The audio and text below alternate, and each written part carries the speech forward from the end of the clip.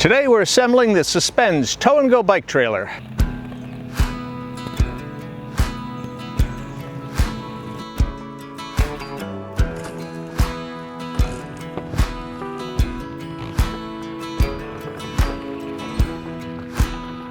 Well, we've completed steps 1 through 4 in the DGM, damn good manual, and we have our cart frame here.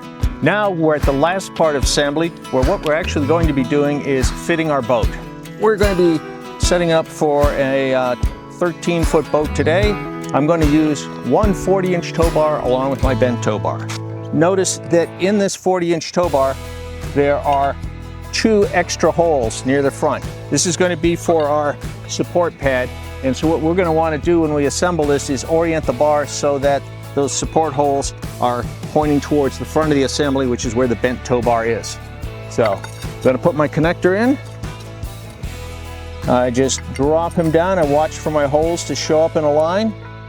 Put my pin through. And that's now good. Now what I want to do is I'm going to assemble this so the pins are hanging downward orientation.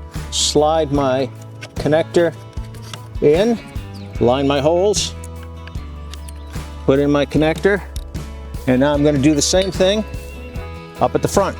Now when I assemble my bent tow bar, I'm going to want to do it so when I'm standing with the cart behind me and I'm facing where the bike is going to be, the bent part of the tow bar is going to be on my left.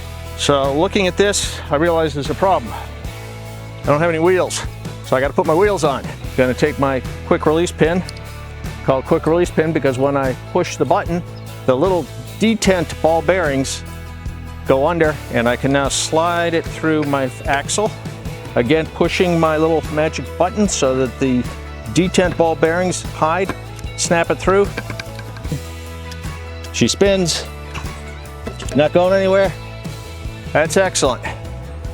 The last major part of assembly here is going to be our front end support, and you'll notice there are a number of locations where this can be pinned on. You'll notice, and I don't have it here, but there's also a 20-inch tow bar section, and that can be used for extremely long boats, so you would add it into the assembly, or it can be used if you're towing a much shorter boat, and that can be put to the back of the assembly and you swap it out with the 40-inch bar. I did get this assembled. I'm going to just take it apart enough so that I can slide my foam block on. I then reassemble the tow bar. There we go. And when I position it, I want to make sure that I've got some tongue weight and just test. I go to lift. Yep, sure enough, it's about maybe 5 pounds. That'll be good, 5 to 10 pounds right there. And if I end up putting some gear in, I'll just put, if the gear's light, it really won't affect the center of gravity. And so now, time to strap my kayak. Take my strap and let me make it into a loop, so I'll start by partially threading it. And now I want to reach over the far side and put my loop around my frame antler, which is sticking out there. Now I want to loop it down here. Got it. Get my buckle somewhere near the center, and I tighten. And now I just repeat the process on the back end.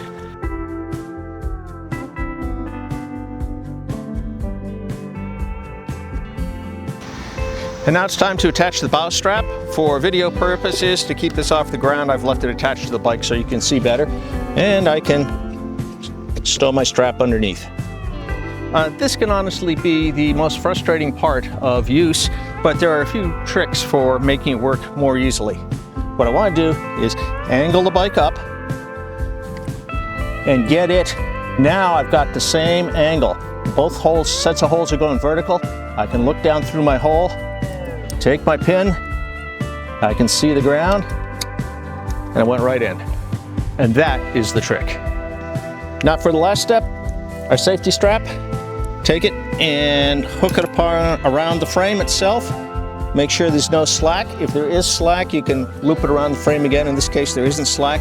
And then I'm just going to put my grommet through my clip. And now I'm safely ready to go. Don't leave home without it.